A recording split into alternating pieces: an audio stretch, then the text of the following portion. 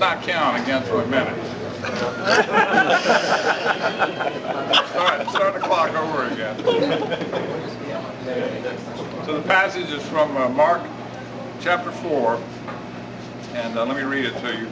On that day when evening came, he said to them, "Let us go over to the other side."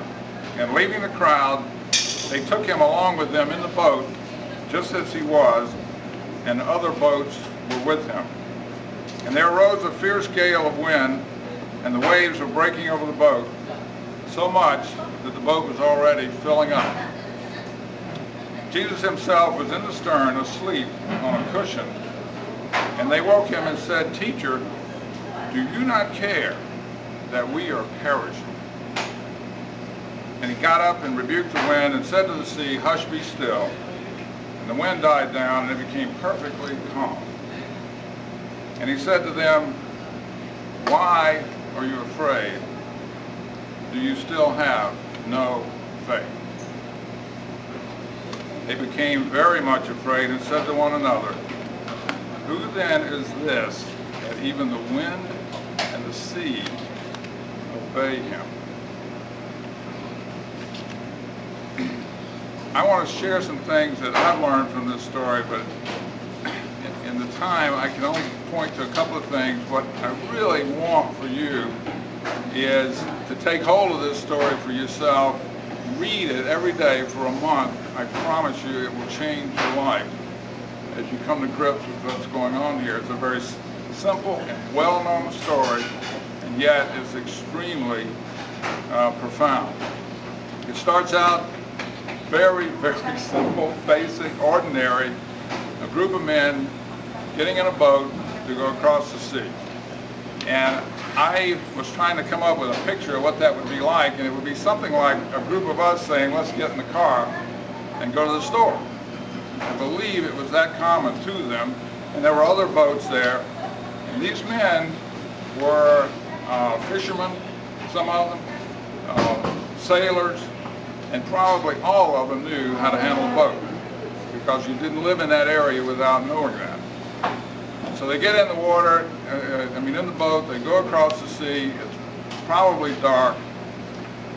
Then a storm comes up, and the sense here is that the waves are filling the boat, and they are going to die. Okay? And I don't think if that's an exaggeration, because when they come to Jesus, they say, "Don't you care that we perish?"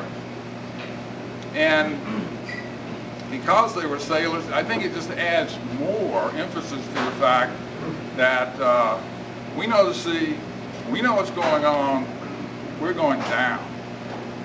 If you remember last week, I talked about that. What happens, how do you think, and how do you deal with the fact that, well, maybe I am going down. Then the ordinary starts to become extraordinary. As I'm sure they were fighting the storm.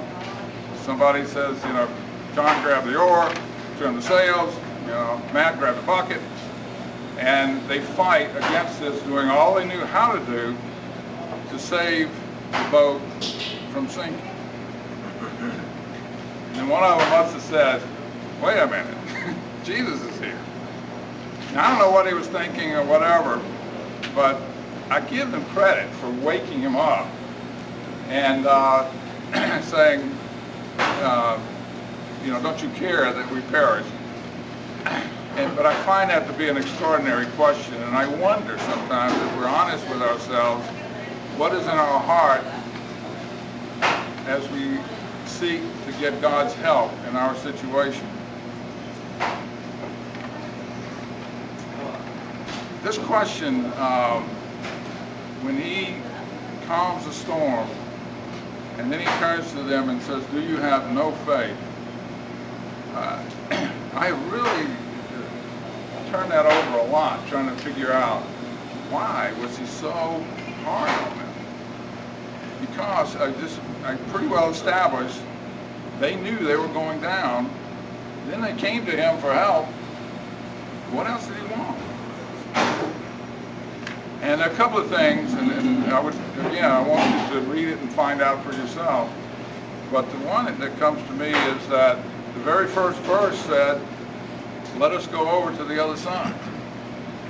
So had they remembered that, they would have realized that this was the same Jesus who said, heaven and earth will pass away, but my words will not pass away.